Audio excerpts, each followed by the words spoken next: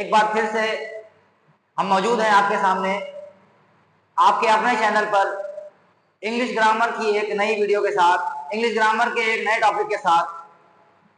आज की वीडियो में हम इंग्लिश ग्रामर की सबसे ज्यादा इंपॉर्टेंट जो कड़ी है, यानी सबसे ज्यादा जो इंपॉर्टेंट चीज है, उसको आज हम पढ़ेंगे और इसका नाम है वर्ब। आज की क्लास में हम लोग वर्ब को पढ़ेंगे, क्योंकि वर्ब के बिना ग्रामर अधूरा है, वर्ब के बिना ग्रामर को समझना बहुत ही मुश्किल है। तो आज की वीडियो में हम लोग समझेंगे वर्ब।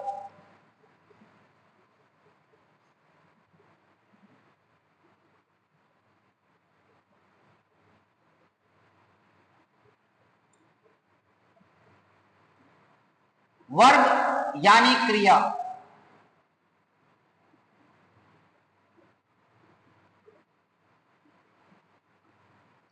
पहले इसको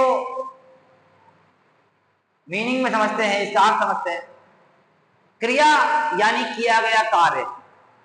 ऐसे शब्द जो किसी कार्य के करने या होने की व्याख्या करते हैं, मतलब ऐसे शब्द जिनसे किसी काम का करना या होना पाया जाता हो या उसका पता चलता हो, तो उसे कहते हैं इंग्लिश में वर्ब, हिंदी में कहेंगे उनको क्रिया। तो पहले इसकी हम डेफिनेशन देखेंगे।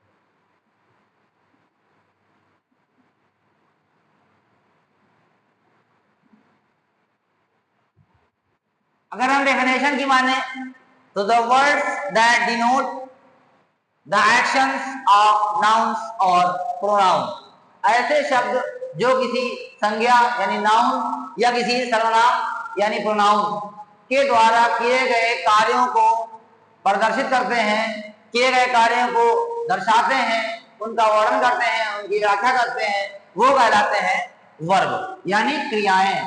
एग्जाम्पल में देखेंगे, जैसे रीडिंग,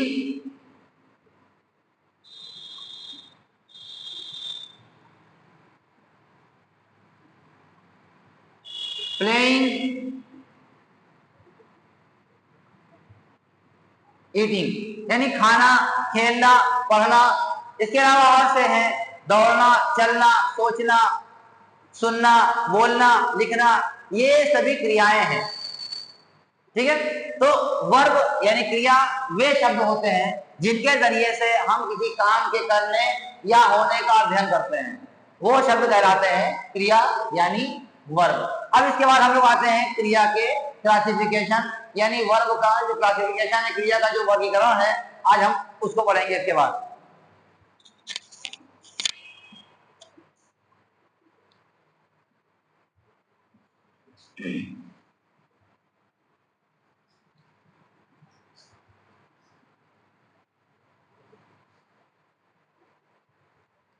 इसके बाद हम लोग पढ़ेंगे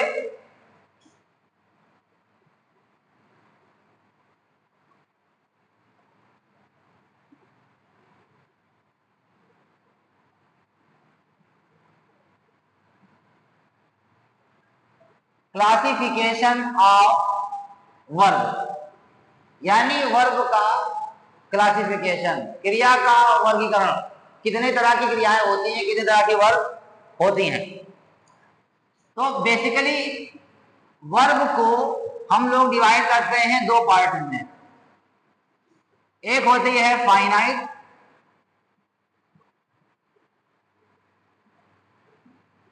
और एक होती है नॉन फाइनाइट।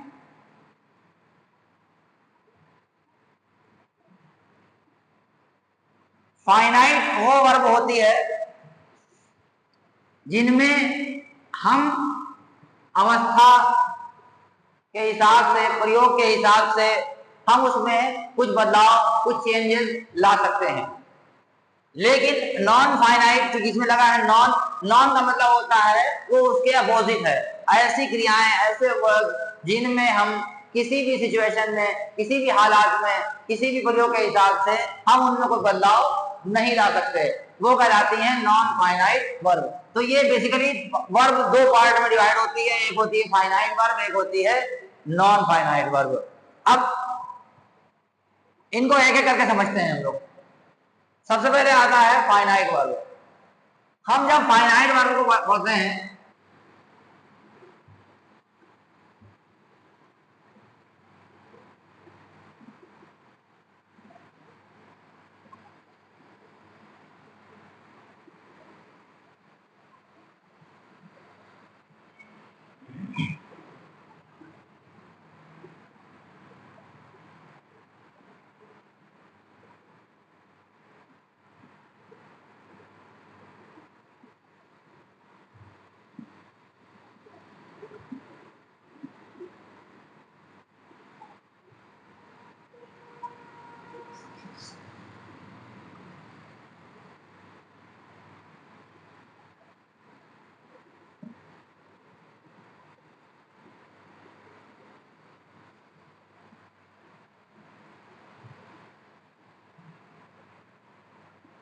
सबसे पहले हम पढ़ेंगे ऑक्सिलरी वर्ब के बारे में। ऑक्सिलरी वर्ब को दो भागों में बांटा जाता है, यानी दो पार्ट में इनको हम लोग डिवाइड करते हैं। पहला होता है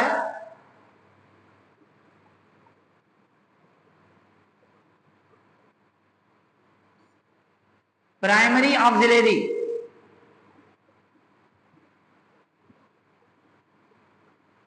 और दूसरा होता है मॉडल ऑक्सिलरी।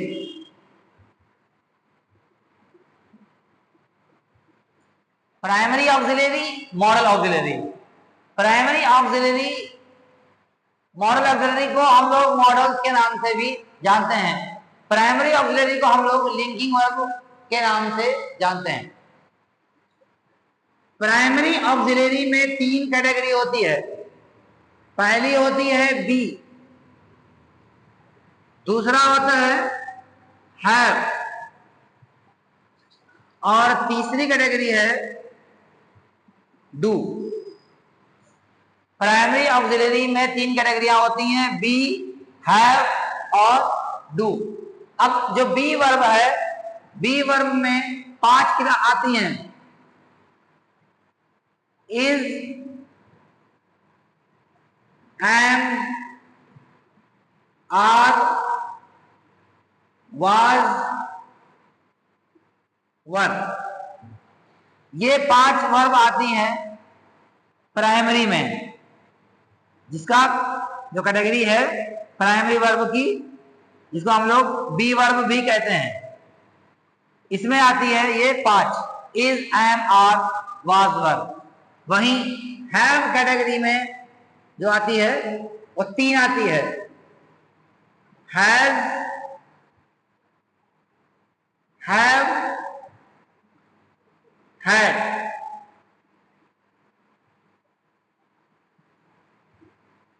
हैज, हैव और हैड, ये आती है हमारी हैव कैटेगरी में। फिर आता है डू। डू में आती है तीन, डू, डज और डिड। तो ये हो गई आपकी प्राइमरी ऑक्सिलरी का जो डिवीजन है वो है। पहला बी वर्ब, पांच वर्ब आती है, is, am, are, was, there. फिर आती है हैव यानी हैज, हैव, हैड। फिर आती है डू यानी डू, डज और डिड। इसके बाद आता है मॉडल ऑक्सिलरी। मॉडल ऑक्सिलरी होती है 12।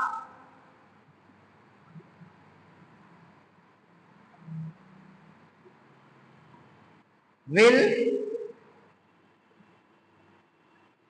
शैल, can,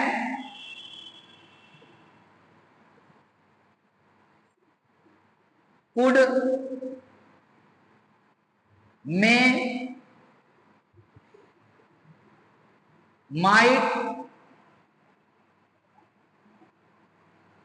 would, should, must, ought,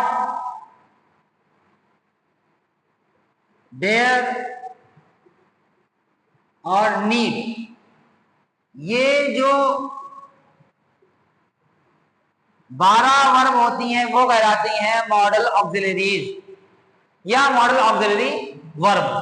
तो ये हमारे हो गए ऑक्सिलरी वर्ब के डिवीजन। पहले प्राइमरी ऑक्सिलरी, फिर आता है मॉडल ऑक्सिलरी।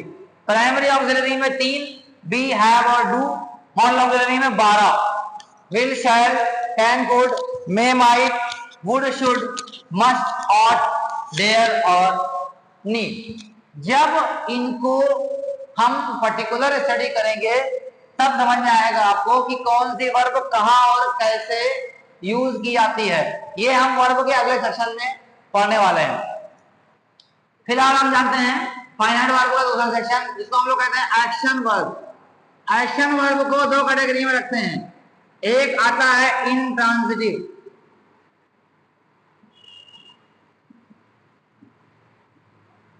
और दूसरा आता है ट्रांजिटिव। इंट्रांजिटिव वर्ब और ट्रांजिटिव वर्ब। इंट्रांजिटिव वर्ब को हिंदी में कहते हैं अकर्मक क्रिया और ट्रांजिटिव वर्ब को कहते हैं सकर्मक क्रिया। यानी जिसमें कर्म हो, जिसमें ऑब्जेक्ट हो, वो कहलाती है ट्रांजिटिव वर्ब। जिसमें ऑब्जेक्ट ना हो वो कहलाती है इंट्रांजिटिव वर्ब। इसको हम ऐसे भी लिख सकते हैं,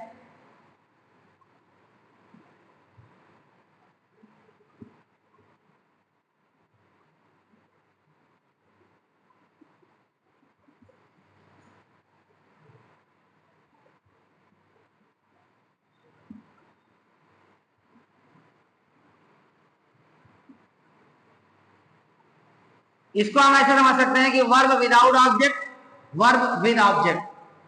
यानी जब कोई वर्ब इस प्रकार हो जिसमें ऑब्जेक्ट ना हो और वो पूरी हो जाए तो वो कहलाती है इंट्रांजिटिव। लेकिन जब कोई वर्ब ऐसी हो कि वो बिना ऑब्जेक्ट के पूरी ना हो, बिना ऑब्जेक्ट के वो वर्ब, वो क्रिया पूरी ना हो, वो कहलाती है इंट्रांजिटिव। और जब कोई ऑब्जेक्ट ऐसा, कोई वर्ब ऐसी हो जिसमें वर्ब के साथ ऑब्जेक्ट जरूरी है तो वो कहलाती है ट्रांजिटिव वर्ब। एक ही वर्ब कभी कभी ऐसा आता है कि एक ही वर्ब 2 अलग अलग तरह से इस्तेमाल होती है। एक जगह वो ट्रांजिटिव होती है, एक जगह वो इंट्रांजिटिव होती है। हम समझेंगे इसको ऐसे,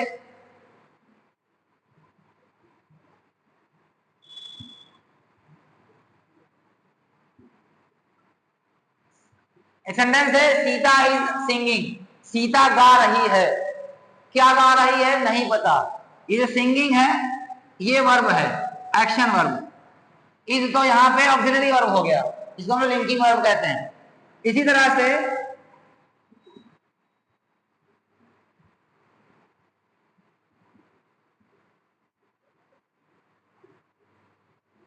Sita is singing uh song. अब देखते हैं यहाँ पे हम लोग, यहाँ पर भी सिंगिंग है, यहाँ पर भी सिंगिंग है, लेकिन यहाँ सिंगिंग के साथ इसका कर्म यानी सॉन्ग ऑब्जेक्ट मौजूद है, इसलिए यहाँ पर जो वर्ब होगी वो ट्रांजिटिव वर्ब होगी, यहाँ पर जो वर्ब होगी वो इंट्रांजिटिव। तो एक ही वर्ब 2 तरह से अलग अलग प्रयोग की जा सकती है।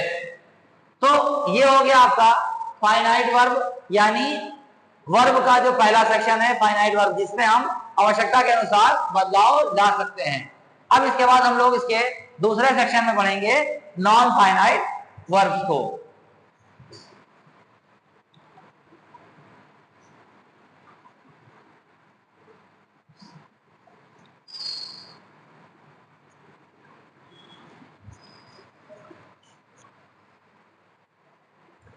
वर्ब का जो दूसरा पार्ट है non finite verb.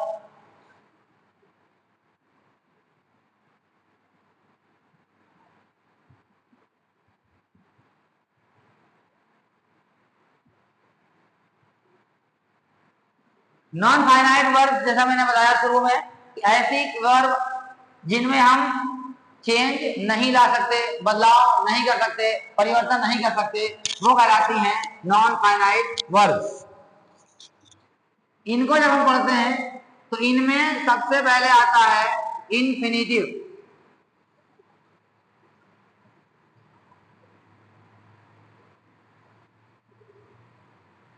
Infinitive verb वो वर्ब होती हैं कि जब किसी वर्ब के साथ दो वर्ब इस्तेमाल हो, जब कभी किसी सेंटेंस में दो क्रियाएं हो तो उनमें एक वर्ब होगी आपकी एक्शन वर्ब, एक होगी आपकी इंफिनिटिव वर्ब।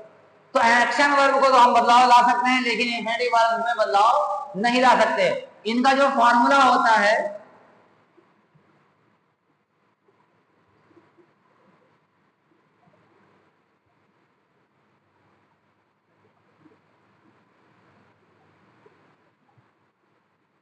जी हाँ, टू के साथ वर्ब की फर्स्ट फॉर्म। अब ये फर्स्ट फॉर्म सेकंड फॉर्म क्या है, जब हम वर्ब के अगले सेक्शन में पढ़ेंगे वर्ब के साथ टेंस का प्रयोग या टेंस में वर्ब का प्रयोग, तब वहां पे हम आपको समझ में आएगा कि वर्ब की फॉर्म क्या होती है।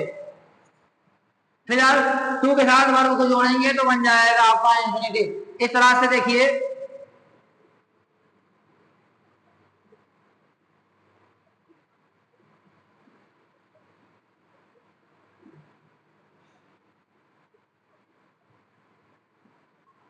आई एम गोइंग टू स्लीप। अब ये गोइंग तो हो गया आपका एक्शन वर्ब, इसके साथ जुड़ा हुआ है टू स्लीप, सोने के लिए। तो स्लीप भी वर्ब है और टू लगा है तो ये टू बन गया टू स्लीप। इसका मतलब ये बन गया आपका इंफिनिटिव, एक एक्शन वर्ब एक इंफिनिटिव वर्ब। तो ये नहीं बदलेगा, ये बदल सकता है। जैसे I am going to sleep, I was going to sleep, I will be going to sleep. तो इसको बदल सकते हैं, इसको नहीं बदल सकते। दूसरा आता है आपका जीरन।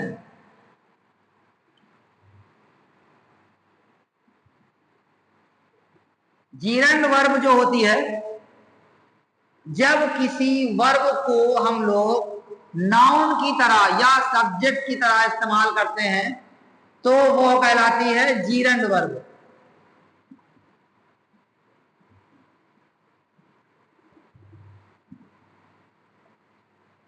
तो किसी वर्ब को नाउन बनाने के लिए, किसी वर्ब को सब्जेक्ट बनाने के लिए उसमें आईएनजी फॉर्म जोड़ देते हैं तो वो बन जाता है जीरंड। जैसे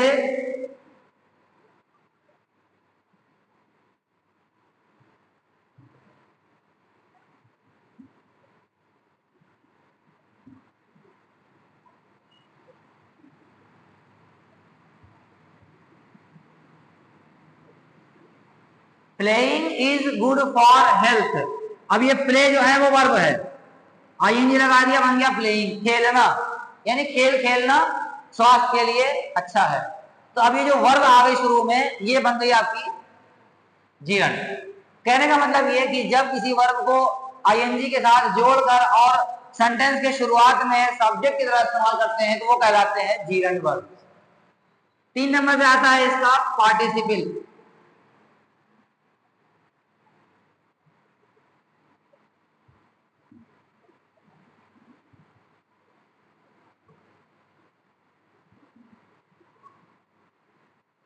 पार्टिसिपल 3 कैटेगरी में होती है। पहली आती है प्रेजेंट पार्टिसिपल, दूसरी आती है पास्ट पार्टिसिपल और तीसरा है परफेक्ट पार्टिसिपल। प्रेजेंट पार्टिसिपल ये बताता है कि दो क्रियाएं यानी दो काम एक समय में हो रहे हैं जिनके बीच में कोई भी गैप नहीं है। इसको हम एग्जाम्पल में ऐसे समझेंगे,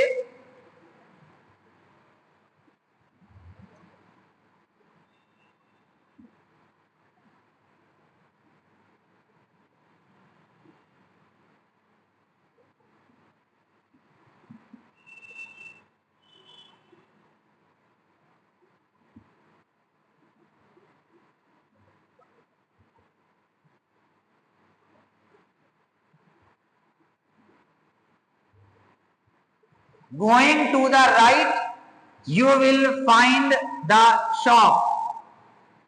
दाईं तरफ जाते ही तुमको दुकान मिल जाएगी। क्रियाएं दोनों एक साथ में हो रही हैं, जाते ही दुकान मिलेगी। दूसरा आता है past participle.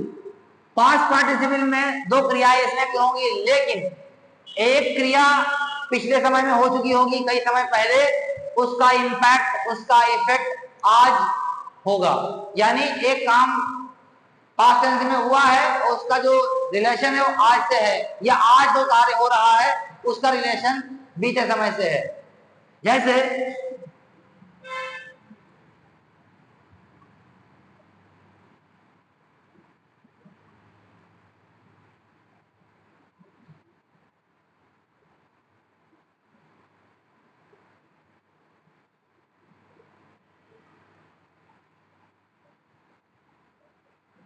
I have found my lost watch। मुझे मेरी खोई हुई घड़ी मिल गई, यानी मुझे घड़ी आज मिली है, खोई थी पहले। यह कहलाता है पास्ट पार्टिसिपल। तीसरा होता है परफेक्ट पार्टिसिपल। परफेक्ट पार्टिसिपल यह बताता है कि कार्य यहां पर भी दो हुए हैं, लेकिन उन दो कार्यों, उन दो कामों के बीच में कुछ थोड़ा सा गैप हुआ है, यानी कुछ समय गुजरा है। जैसे